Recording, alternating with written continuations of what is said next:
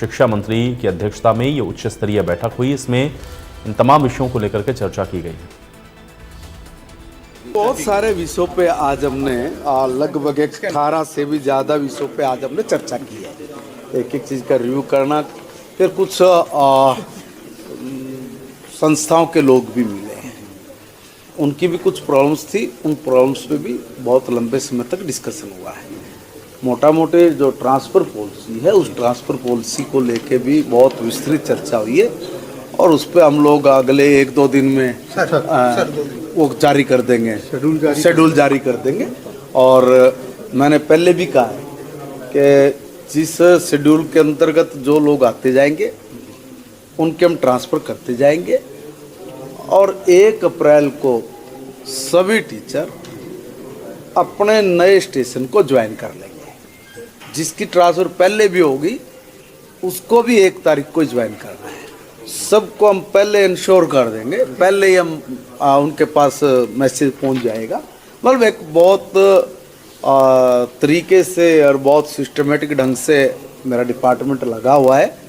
हमारा हर अधिकारी इसी काम को प्रायोरिटी पे लेके कि ताकि हमारे जो श्रेष्ठ गुरुजन हैं वो कहीं दुखी ना हो, उनकी एक लंबित जरूरी जो डिमांड है वो भी पूरी हो।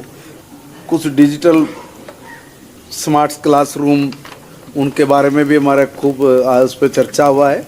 जो मेडिकल बिलों के भुगतान हैं वो कितने पेंडिंग हैं, कितने वो हुए हैं, इन ऐसे हर छोटे से छोटे बिंदु से लेके और बड़े से बड़े काम तक की आज हम लोगों ने चर्चा की है और उसका बड़ा पॉजिटिव रिजल्ट निकल के आ रहा है। स्कूलों की बिल्डिंग जर्जर है, उन पर भी मैंने कहा ना, हर विषय पे चर्चा हुई है। उनका जो फंड जारी करना है वो ऑलरेडी बहुत जगह का जारी हो चुका है। जहाँ जहाँ से हमारे पास उसके एस्टिमेट बन के आते रहेंगे, हम तो उनके काम को भी आगे करते चले जाएंगे। जितने एस्टिमेट हमारे पास आए उनमें लगभग 80% का हमने।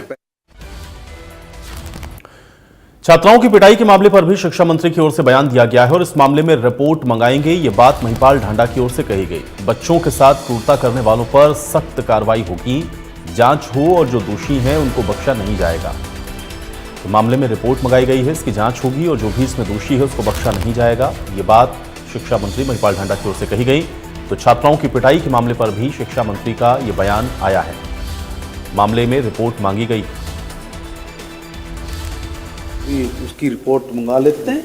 अगर कहीं ऐसी कोई बात हुई है, देखिए ये तो एक समझना पड़ेगा कि बच्चों के साथ क्रूरता किस लिए, और जो भी इस तरह की घटना को अंजाम देते हैं, मैं पहले भी डिपार्टमेंट में सब अधिकारियों को बोला उनके खिलाफ सख्त कार्रवाई कीजिए। उनके साथ नरमी बरतने का कोई औचित्य नहीं है।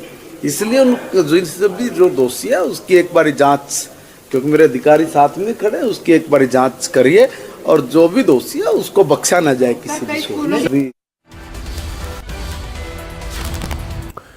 अंबाला से खबर है, कैबिनेट मंत्री अनिल विज की ओर से बयान आया है। पीएम के एआई वीडियो पर अनिल विज ने बयान दिया।